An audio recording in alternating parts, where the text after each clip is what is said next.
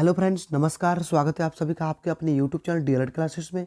तो फ्रेंड्स, आज की वीडियो में डीएलएड एंट्रेंस एग्जाम के लिए मॉडल सेट 5 लेकर आए हुए हैं। तो वीडियो को शुरू से अंत तक वॉच कीजिएगा। अगर चैनल पे पहली बार विजिट करें तो लाल बटन दबाकर चैनल को सब्सक्राइब करके बेल आइकन घंटी को प्रेस कर दें, ताकि पल पल के वीडियोज का नोटिफिकेशन आप सभी को मिल सके। वीडियो को लाइक कीजिएगा एंड दोस्तों को व्हाट्सअप स्टडी ग्रुप में ज़्यादा से ज़्यादा शेयर कीजिएगा। अगर आंसर पता हो तो कमेंट बॉक्स में कमेंट करके 3 सेकंड के बाद मिलान कीजिएगा कि आप कितना सही कर पाते हैं। कमेंट करने से आपको 2 फायदे होते हैं। पहला, आपका टेस्ट हो जाता है, दूसरा आपका रिवाइज हो जाता है। इसलिए ज़्यादा से ज़्यादा हो सके तो कमेंट बॉक्स में कमेंट करने की कोशिश जरूर कीजिएगा। तो चलिए फ्रेंड्स, आज का वीडियो स्टार्ट करते हैं। तो आज का पहला प्रश्न है, किस प्रकार की मिट्टी में कार्बनिक पदार्थों की अधिकता होती है? काली मिट्टी, ब्लैक सॉइल, जलोढ़ मिट्टी, लैटराइट मिट्टी या लाल मिट्टी? चलिए, आंसर पता हो तो फटाफट कमेंट कीजिए। तो फ्रेंड्स, इसका बिल्कुल सही जवाब ऑप्शन है काली मिट्टी। काली मिट्टी में कार्बनिक पदार्थों की अधिकता होती है। साथ ही साथ जो भी एक्स्ट्रा फैक्ट बताऊंगा उसको भी आप लोग साथ ही साथ में याद रखिएगा। काली मिट्टियों को स्थानीय रूप से रेगुलर या कपासी मिट्टी भी कहा जाता है तथा अंतर्राष्ट्रीय स्तर पर इसे उष्ण कटिबंधीय चरनोजम कहा जाता है। ठीक ना। इस मिट्टी में सामान्यतः लोहे, चूने, कैल्शियम, पोटास, एल्युमिनियम तथा मैग्नीशियम कार्बोनेट प्रचुर मात्रा में उपलब्ध रहता है। तो राइट आंसर का ऑप्शन ए हो जाएगा।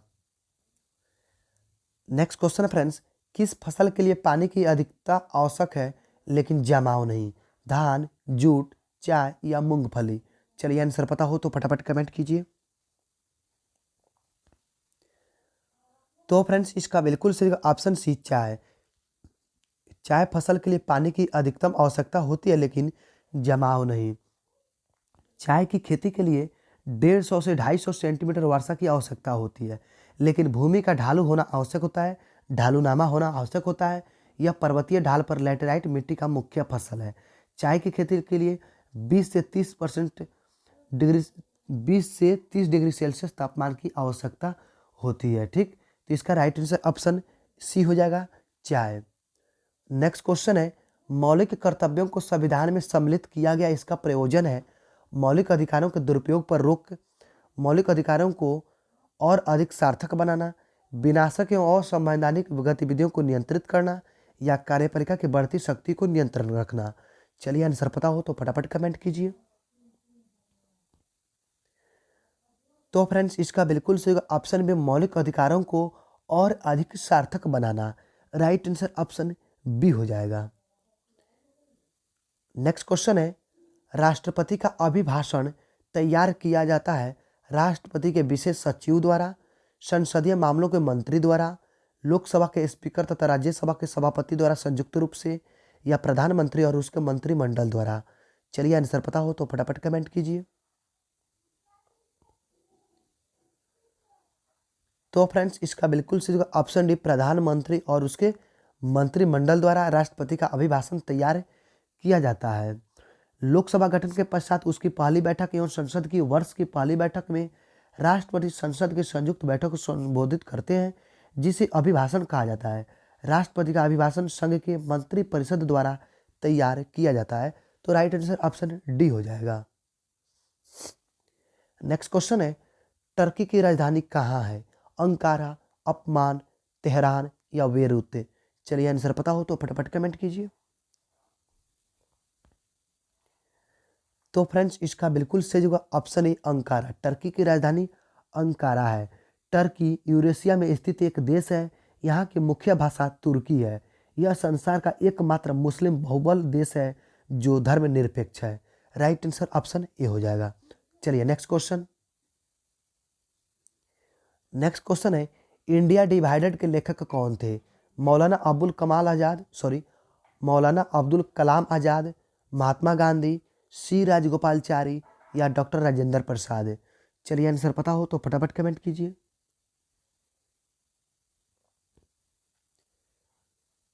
तो फ्रेंड्स, इसका बिल्कुल सही जगह option D, doctor Rajendra Prasad. India divided के लेखक डॉक्टर राजेंद्र प्रसाद थे। राइट आंसर ऑप्शन डी हो जाएगा। महात्मा गांधी जो है हिंद स्वराज के लेखक थे। राजगोपालचारी जो है महाभारत कथा के लेखक थे।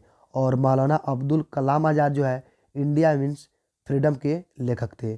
तो फ्रेंड्स, इसका राइट आंसर ऑप्शन डी हो जाएगा, डॉक्टर राजेंद्र प्रसाद। चलिए नेक्स्ट क्वेश्चन है, देश के स्टॉक एक्सचेंज को कौन नियमित रखता है? बीएससी, आरबीआई, आईएससी या एसईबीआई? चलिए आंसर पता हो तो फटाफट कमेंट कीजिए।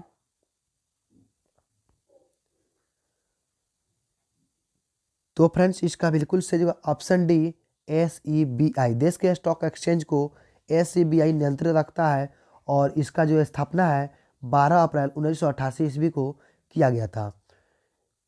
राइट आंसर ऑप्शन डी हो जाएगा। नेक्स्ट क्वेश्चन है, दच्ची ग्राम अभयारण्य भारत के किस राज्य में स्थित है?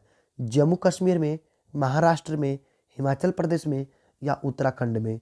चलिए आंसर पता हो तो फटाफट कमेंट कीजिए।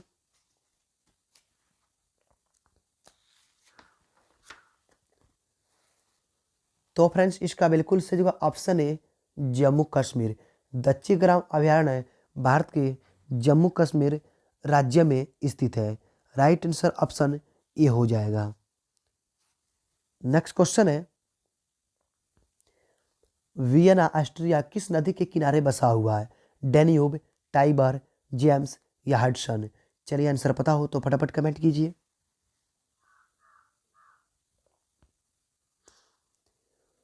तो फ्रेंड्स इसका बिल्कुल सही होगा ऑप्शन डेन्यूब नदी। वियना जो है डेन्यूब नदी के किनारे बसा हुआ है। राइट आंसर ऑप्शन ए हो जाएगा। नेक्स्ट क्वेश्चन है, औद्योगिक विश्वविज्ञान अनुसंधान केंद्र कहाँ स्थित है? देहरादून जो उत्तराखंड में है, लखनऊ जो उत्तर प्रदेश, नागपुर जो महाराष्ट्र, मैसूर जो कर्नाटक में है? चलिए आंसर पता हो तो फटाफट कमेंट कीजिए। तो फ्रेंड्स इसका बिल्कुल सही ऑप्शन बी, लखनऊ। औद्योगिक विश्वविज्ञान अनुसंधान केंद्र लखनऊ जो उत्तर प्रदेश में है, इसी में स्थित है। राइट आंसर ऑप्शन बी हो जाएगा। और देहरादून में मैं आप सभी को बता दूं, देहरादून में केंद्रीय वन अनुसंधान केंद्र स्थित है, लखनऊ में औद्योगिक, और नागपुर में केंद्रीय पर्यावरण इंजीनियरिंग अनुसंधान, और मैसूर में केंद्रीय खाद्य प्रौद्योगिकी अनुसंधान केंद्र स्थित है। ठीक, चलिए नेक्स्ट क्वेश्चन चलते हैं। संयुक्त राष्ट्र संघ का 193वां सदस्य कौन है? स्विट्जरलैंड, दक्षिणी सूडान, स्वाजीलैंड या ताइवान? चलिए आंसर पता हो तो फटाफट कमेंट कीजिए।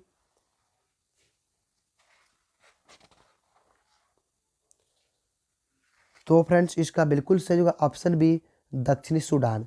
संयुक्त राष्ट्र संघ का 193वां सदस्य दक्षिणी सूडान है। राइट आंसर ऑप्शन बी हो जाएगा। नेक्स्ट क्वेश्चन है,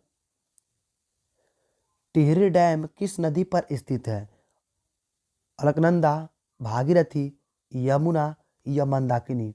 चलिए आंसर पता हो तो फटाफट कमेंट कीजिए।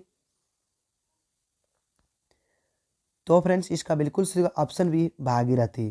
टिहरी डैम भागीरथी नदी पर स्थित है। राइट आंसर ऑप्शन बी हो जाएगा। नेक्स्ट क्वेश्चन है, उच्चतम न्यायालय के न्यायाधीशों की संख्या में वृद्धि करने की शक्ति किसके पास है? संसद के पास, राष्ट्रपति के पास, प्रधानमंत्री के पास या विधि मंत्रालय के पास? चलिए आंसर पता हो तो फटाफट कमेंट कीजिए।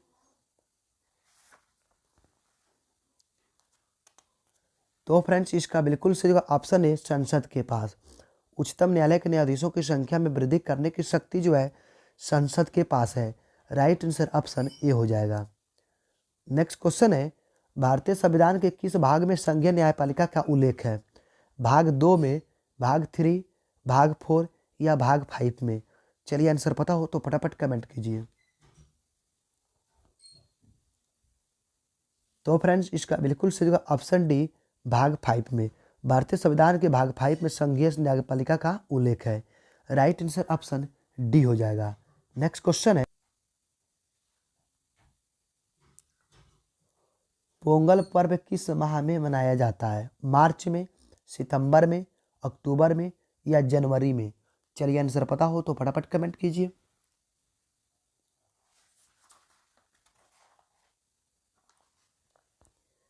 तो फ्रेंड्स इसका बिल्कुल सही होगा ऑप्शन डी, जनवरी में। पोंगल पर्व जनवरी माह में मनाया जाता है। पोंगल जो है तमिल हिंदुओं का एक प्रमुख त्यौहार है। यह प्रतिवर्ष 14-15 जनवरी को मनाया जाता है।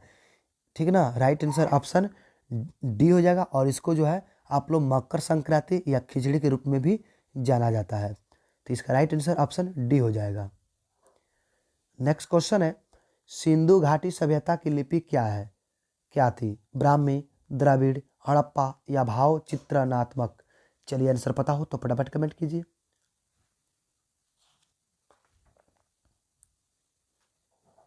तो फ्रेंड्स इसका बिल्कुल सही ऑप्शन डी, भाव चित्रात्मक। सिंधु घाटी सभ्यता की लिपि भाव चित्रात्मक थी। राइट आंसर ऑप्शन डी हो जाएगा। इस लिपि में लगभग 400 अक्षरों का प्रयोग किया गया है। इसी कारण सिंधु सभ्यता को अघैतिहासिक सभ्यता के वर्ग में भी रखा जाता है, जिसे अभी तक पढ़ा नहीं जा सका है। राइट आंसर ऑप्शन डी हो जाएगा। नेक्स्ट क्वेश्चन है, बिजली के एक एकक है, 100 वाट का बल्ब 10 घंटे जलाया जा सकता है। रेफ्रिजरेटर को एक पूरे दिन तक चल सकता है। टेलीविज़न 6 घंटे तक चलाया जा सकता है, या उपयुक्त सभी कार्य अलग अलग रूप में किए जा सकते हैं। चलिए आंसर पता हो तो फटाफट कमेंट कीजिए।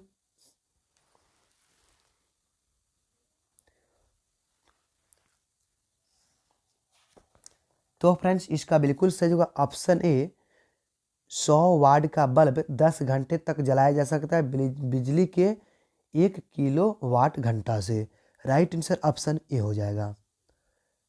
नेक्स्ट क्वेश्चन है, खदानों के भंडारण के दौरान ऊष्मा के उत्पादन का कारण क्या है? कीटों द्वारा ग्रसन, वायुमंडलीय दबाव में कमी, आर्द्रता में कमी, या नमी की अधिकता और कवक वृद्धि? चलिए आंसर पता हो तो फटाफट कमेंट कीजिए। तो फ्रेंड्स इसका बिल्कुल सही ऑप्शन डी, नमी की अधिकता और कवक वृद्धि। नेक्स्ट क्वेश्चन है, पृथ्वी की भूपट्टी पर सर्वाधिक उपलब्ध तत्व हैं सिलिकॉन, ऑक्सीजन, फास्फोरस या सल्फर? चलिए आंसर पता हो तो फटाफट कमेंट कीजिए।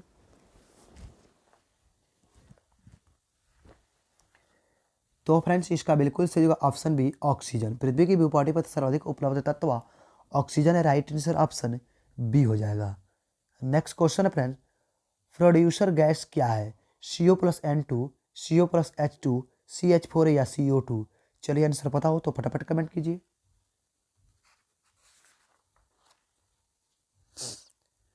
तो फ्रेंड्स इसका बिल्कुल सही होगा ऑप्शन है CO+N2 प्रोड्यूसर गैस है। राइट आंसर ऑप्शन ये हो जाएगा। प्रोड्यूसर गैस मुख्य रूप से नाइट्रोजन और कार्बन मोनोऑक्साइड का मिश्रण है। इसमें 60% नाइट्रोजन और 30% कार्बन मोनोऑक्साइड है। शेष गैसों में CO2 और मीथेन गैसों शामिल होते हैं। राइट आंसर ऑप्शन ए हो जाएगा। नेक्स्ट और लास्ट क्वेश्चन है, कॉस्टिक सोडे का रासायनिक नाम क्या है? Sodium chloride, sodium carbonate, sodium hydroxide या सोडियम नाइट्रेट? चलिए आंसर पता हो तो फटाफट कमेंट कीजिए। तो फ्रेंड्स इसका बिल्कुल सही option C, sodium hydroxide. Caustic सोडे का रासायनिक नाम सोडियम हाइड्रोक्साइड है। राइट आंसर ऑप्शन सी हो जाएगा। इसका उपयोग साबुन बनाने में, पेट्रोलियम के शुद्धिकरण में, कपड़ा या कागज बनाने में, दवा निर्माण में, यूँ घरों या कारखानों को साफ करने में किया जाता है। राइट आंसर ऑप्शन सी हो जाएगा। आई होप कि वीडियो थोड़ा सा भी पसंद है तो वीडियो को लाइक कर दें। अगर चैनल पे पहली बार विजिट कर रहे हैं तो चैनल को सब्सक्राइब करके बेल आइकन घंटे को प्रेस कर दें, ताकि पल पल के वीडियो का नोटिफिकेशन आप सबको मिल सके। दोस्तों को व्हाट्सएप स्टडी ग्रुप में ज़्यादा से ज़्यादा शेयर कीजिएगा। आज के वीडियो में इतना ही। धन्यवाद।